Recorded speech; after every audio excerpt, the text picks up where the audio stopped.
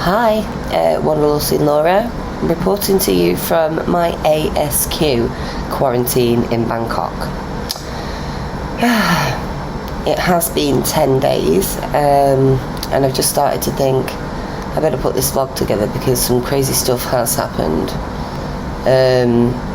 Would I have done what I intended to do if I'd have known how this would have been? Probably not. It's been difficult.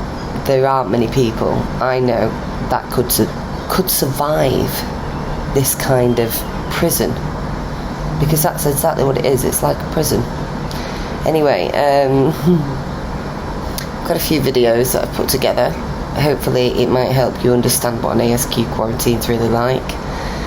Talk about the food, the boredom, because there's loads of that, and hopefully you'll get a bit of an idea of what travelling in a pandemic is really like. Good morning.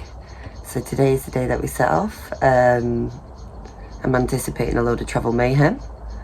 I'm also a little bit anxious about spending 14 days in complete quarantine with nothing but myself and my own mind. Yeah, let's see what they do to me. Stay tuned because I'm sure this is going to be hilarious.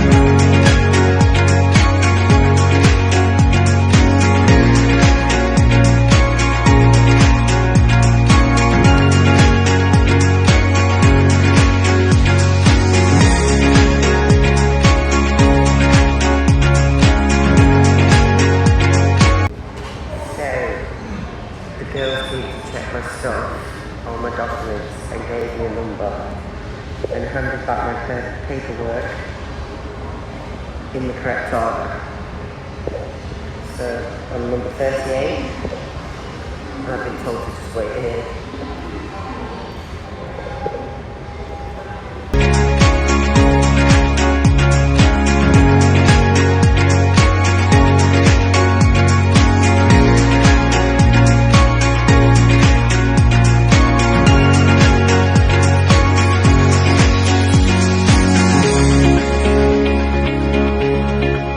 So I'm in the hotel room for the quarantine for 14 days, and I've been here for like an hour. I'm already going back shit crazy. Swadika. I'm just wondering how to use the 728. It fucked me off. ASQ meal box. I don't... Uh-oh, the phone's ringing. Hello? Where am I? The Wi-Fi is working. I've not done it yet. I was just catching up on some communication with the UK. Yeah, I will do. I will download Line now and let the nurse know.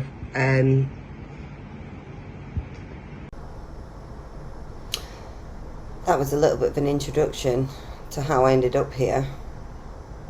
The airports were quiet, got piled in a van, brought to the ASQ hotel, and that was it. Just left in this room. And it's been 10 days now. The first couple of days were a novelty. Food comes in a small plastic tray. It's not good. Believe me, if you're coming here, bring snacks. Bring alternative food sources. Luckily for me, I work with a lady called Molly. She's a Thai lady, and She saw on my Facebook that I was disgusted with the food and ended up sending care packages for me. So, thanks to Molly, I survived this. But if it wasn't for Molly, it would have been very difficult.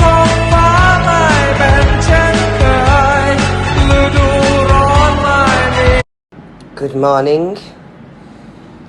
It's morning 1 of hotel quarantine, and my package from my friend turned up on my table today. Look at it, it's like Christmas. Oh. So this was what was in the parcel. Look at how exciting that is. It's tasty fruits and snacks and noodles, very spicy noodles if you've ever had those before. They're awesome. Just as I've been making this video, there was a knock at the door. Now usually they don't knock, the food comes cold. It's a common occurrence in this place. And they've knocked this time, and honestly, don't know if it's because they know I'm making this video, but I've actually been served something very edible. This is pad thai and shrimp. That is actually probably the best meal box that I've had in the 10 days of being here. So let me just show you a little bit of this. So usually you get one dish here, one dish here. It looks to me that they've given me pad thai in both sections. And you know what? Last night I prayed to the gods that they'd just bring me a pad thai. I mean, how difficult is it? I'm in Thailand. Where is the pad thai?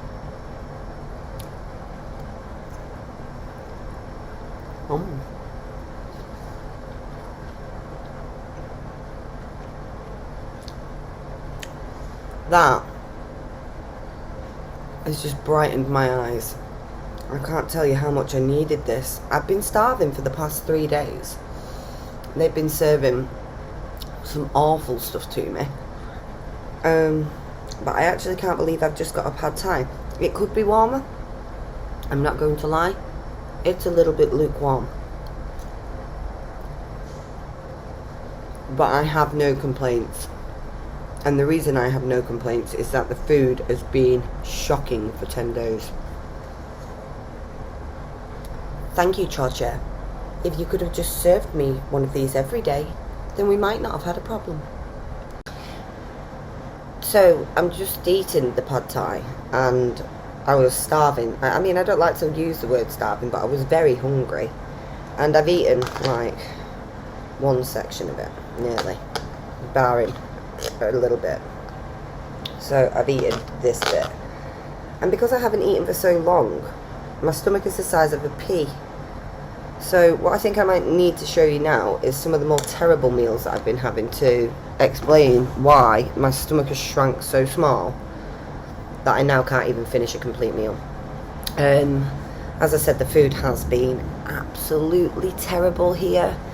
I've got another example for you just before we go to some of the previous edits that I made before I lost the plot on day 10. This is day 10 now, and this was my breakfast. As you can see, I haven't even opened it, and the reason why I haven't opened it is because it's terrible. It's the worst thing that I've ever seen in my life. So they did serve me this type of breakfast for about the first 3 days that I was here. But the smell of it is disgusting. So what we have here is a chicken sausage. It's just a chicken sausage. It's processed sausage. We also have a really wet, sweaty piece of ham, processed ham. We also have the worst omelette you've ever seen to mankind. And the salad is all wilty and sweaty. It's like they're bagging drugs up, but it's not. A salad dressing in a little pot bag. What the hell is that? So that's a typical breakfast at the Chor-Chair. Then you get these squishy looking buns, and watch. They're that squishy. They stick to one's head. They're a soggy bun. It's a soggy bun. Let's have a look at some of the other horrendous meals before we go into what I have done with myself for 10 days, which, believe me, I've lost the plot. So let's take a look at some more shoddy food. Ooh, my dinner just arrived. I don't even know what it is, but it looks a bit like that. Now I'm sat here in the dark because something ferocious just exploded outside and all the lights went out. So now there is no Wi-Fi, no lights, no power. Honestly, somebody is testing me. Everything's going mental, things are making strange noises, and it's raining again. The meals aren't good, as you can see. And I'm sick to death of actually talking about them now. So let's move on to something more crazy. How have I passed the time in 10 days? What have I been doing? How crazy did it really get? Well, it got really crazy. Just check this out.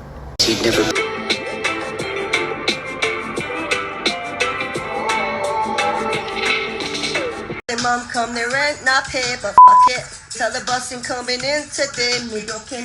Cause the party is shot, so me nah leave.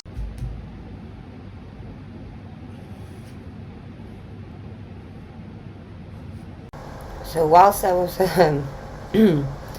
showing you some crazy episodes from my life within the first like 2 or 3 days, I adopted the broom. We got told that we have to clean our own rooms.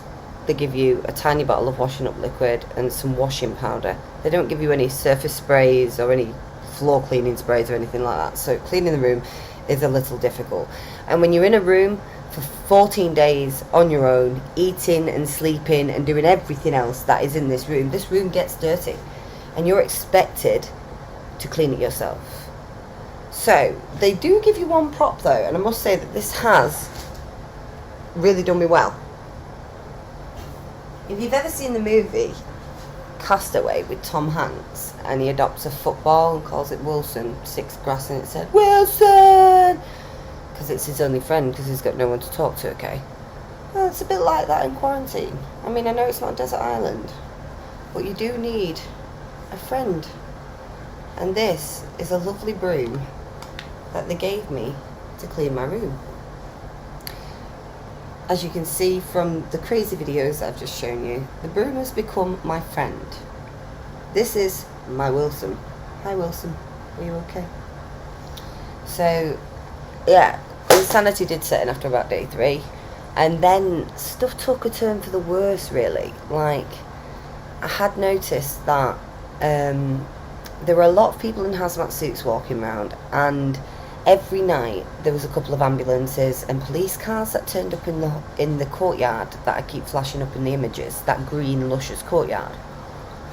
I thought, this is a bit odd. You know, maybe somebody in ASQ has had a heart attack and they need emergency attention, but that can't happen 8 times in a row, a couple of times a day. It just can't happen. So I did nothing. I sat here, I danced with the broom again, and then my Thai friend said to me, you know, it's not safe at this hotel. I said, why? I said, the food is terrible and they are probably going to poison me. But she said, no, it's not because of that. The Thai government have made the Chorchair Hotel into a hospital, a government hospital for COVID-19.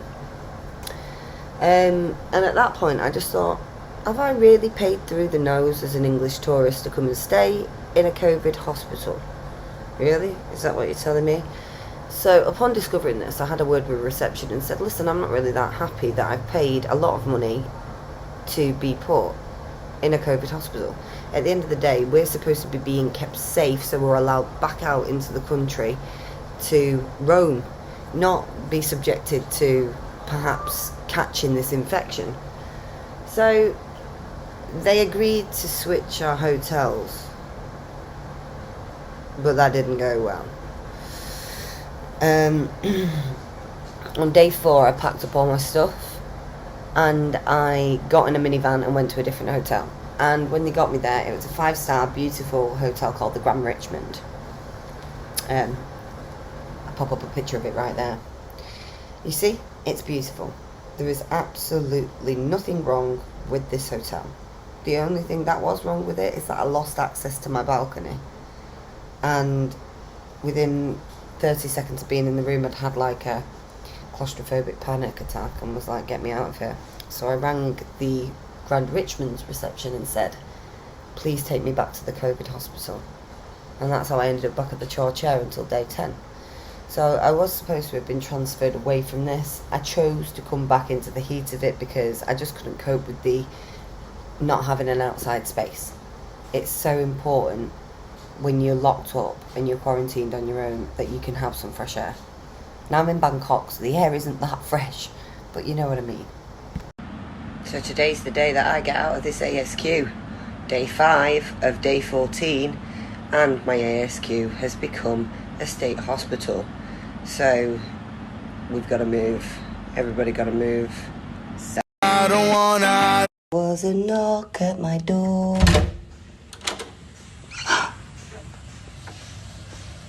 Oh my gosh. Oh my gosh, look at that. Now, slipping off my boots. I'm going back to my roots. Yeah. They just rang. I'm being transported back to the COVID hospital where I have a balcony.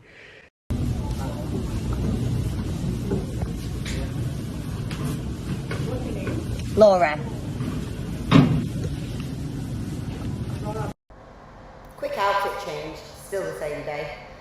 I've been doing yoga with my friend on FaceTime in France, so I'll put a little bit of that in at the end just to show how I've thrown myself around the room for 14 days, or 10 as it is at the moment.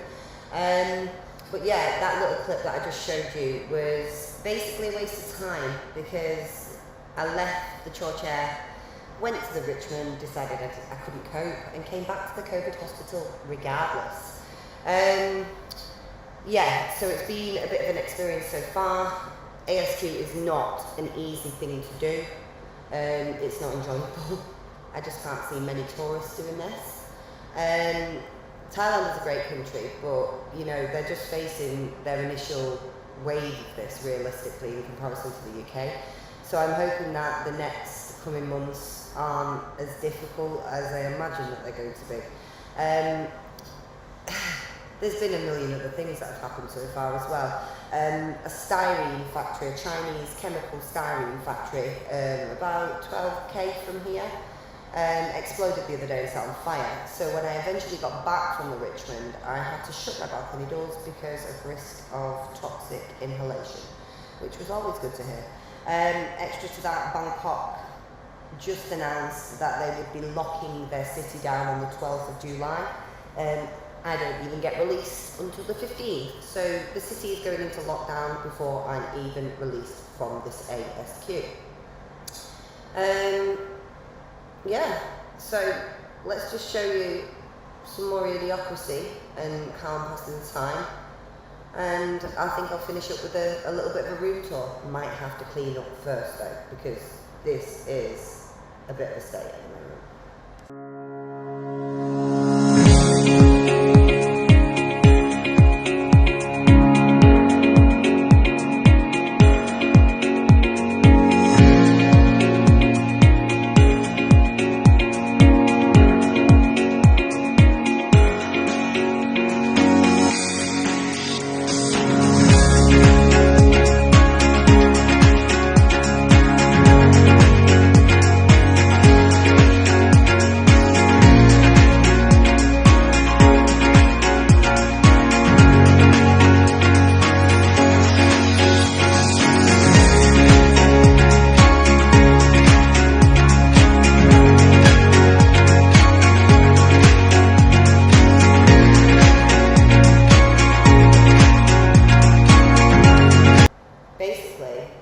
I've just done yoga and handstands all the way through this.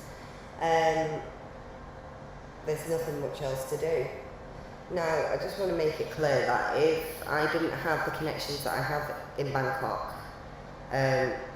my friend Molly, this would have been incredibly difficult. The food was bad, and if Molly hadn't sent me the fantastic food that she sent me, and brought it to the hotel, then I would have really struggled. she also brought me a guitar. I play guitar, and I think I was moaning on a Facebook Live video, and she caught it and said, my daughter plays guitar, I bring, and you can borrow it whilst you're in quarantine. And honestly, she saved my life with it. So yeah, if you're planning to come and do an ASQ, make sure that you have people to talk to in Bangkok who can help you out with deliveries, because the hotel don't often bring what you need. The food isn't sufficient enough for 2 weeks, in my opinion. And yeah, having a friend in Bangkok really makes all the difference. I hope that you've enjoyed. I was going to do a room tour, but honestly, there is absolutely no point. What you've just seen in that yoga video is the room. That is the room. There is no more room. So, I'm not going to take you around the hotel like most YouTubers do when they move into a hotel. Like, here's the bathroom. No, I'm not going to bother with that. I just think that you need to know what to expect. So the food is rubbish, it is harder than it looks. And yeah, I'm quite looking forward to there only being 4 days left. So this is my 10th full day, another 4, and I'm set free. But I suppose by then, I might have made another video. See you soon, guys. Thanks for watching. And if you like the channel, hit the subscribe, the like, give us a thumbs up, give us a comment, you know the score. Thank you very much.